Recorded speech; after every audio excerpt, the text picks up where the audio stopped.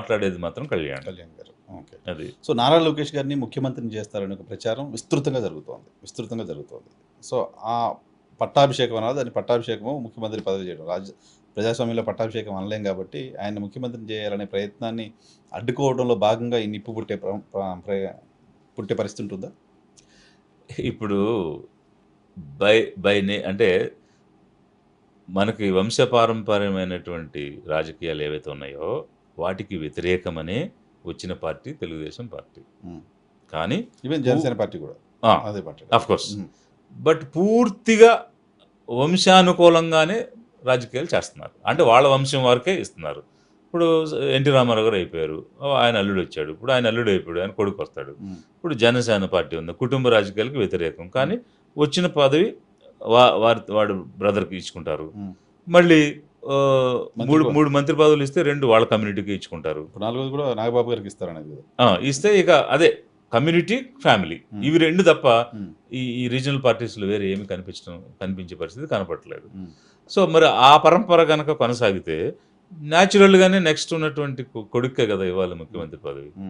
అది తెలుగుదేశంలో ఎవరు కాదనేటువంటి పరిస్థితి ఎక్కడ ఉంటుంది? పార్టీలో ఏకప్రాయం ఉండొచ్చు, ఉంది. మరి అలాంటప్పుడు అసలు అది తొందరపడాల్సింది కానీ కంగారు పడాల్సింది కానీ ఏముంది అందులో? సో అది న్యాచురల్గా ఇప్పుడు అక్బర్ తర్వాత జహాంగీర్కి వచ్చినట్టుగానే వస్తుంది కదా. మధ్యలో పవన్ కళ్యాణ్ ఉన్నారు కదా, ఈయన ఆస్పైర్ చేస్తున్నారు కదా సీట్ని. చంద్రబాబు నాయుడు గారి నాయకత్వంలో పనిచేయడం వేరే, నారా లోకేష్ ముఖ్యమంత్రిగా ఉంటే పవన్ కళ్యాణ్ ఉప ముఖ్యమంత్రిగా ఉండడం అనేది జస్ట్ ఇమాజిన్ కూడా అవ్వట్లా. ఎర్రర్ అని వస్తుంది ఇక్కడ. ఎందుకు వస్తుంది? 134 సీట్లు ఉన్నవాళ్ళు కదా ముఖ్యమంత్రి అవుతారు. కాబట్టి ఈయన వెనక బీజేపీ ఉంది కదా, ఆయనకి 134 సీట్లు ఉన్నాయి.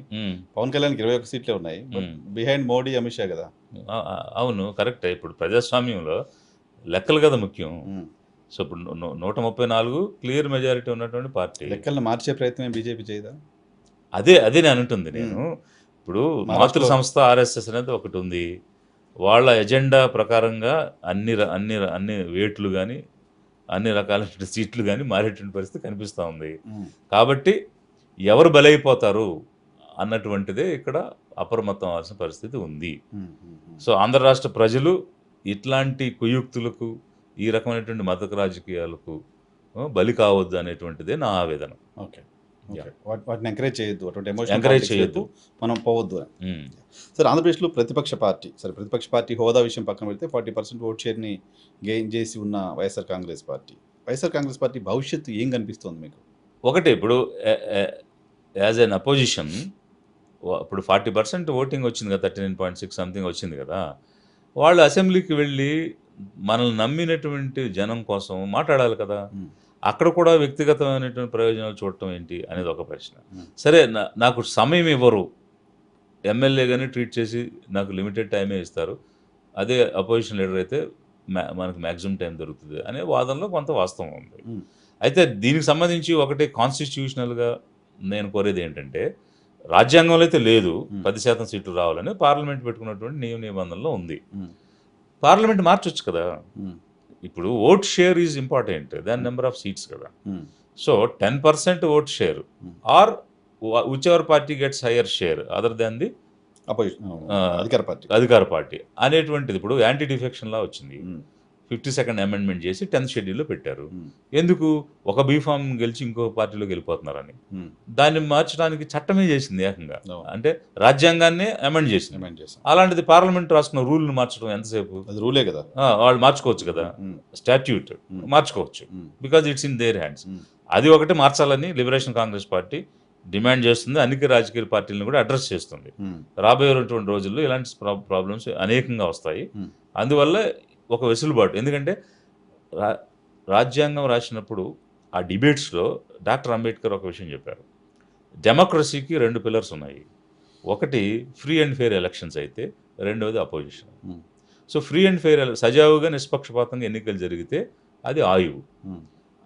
ఆ ఎన్నికల తర్వాత వచ్చిన ప్రభుత్వం ప్రాపర్గా జరగాలి, it should represent people's aspirations and ambitions అంటే అపోజిషన్ ఉండి తీరాలి. So the opposition plays the role of people in the assembly as well as parliament as the case may be అనేటువంటిది వారు చెప్పారు. అలాంటి సందర్భంలో ఈరోజు అపోజిషన్ లేకుండా ప్రభుత్వాలు చట్టసభలు నడుస్తున్నాయి అనే పరిస్థితి పార్లమెంట్లో వచ్చింది. 10 years లేకుండా పోయింది. అప్పుడే ఇది చేపట్టి ఉండాలి వాళ్ళు. అది కాంగ్రెస్ డిమాండ్ చేసి ఉండాలి. ఉమ్, అది చేయలేకపోవడం పొరపాటు. ఉమ్, సో అట్లా ఇంకా అలాంటి పరిస్థితులు దాపరించకుండా ఒక మార్పు అయితే తేవాలనేది ఒకవైపు అయితే, ఉమ్, ఎంత సమయం ఉంటే అంత సమయంలోనే 11 మంది ఉన్నారు కాబట్టి 11 మంది మాట్లాడి ప్రజల యొక్క ఆలోచనను అక్కడ ప్రతిబింబింపజేయడం అనేది అవసరం. ఆ విషయంలో తప్పు చేస్తుంది వైఎస్ఆర్సీపీ. ఉమ్, అయితే ఇంత వేవ్‌లో కూడా అంటే ఇంత నెగెటివ్ వేవ్‌లో అంటే మాకు వద్దు బాబోయ్ ఈయన అని ఓటేసిన సమయంలో కూడా 39% తెచ్చుకున్నారు అనంటే ఉమ్, మార్పు చెందాలి. అంటే ఏ దేనివల్ల వద్దన్నారో ఉమ్, ఆ ప్రవర్తనలో మార్పొచ్చి ఉమ్. దానిని మార్చుకోవడానికి ప్రయత్నం చేస్తే అవకాశం మళ్ళీ రావచ్చు. ఉమ్. బట్ ఇదే ధోరణితో వెళితే అవకాశం వచ్చేది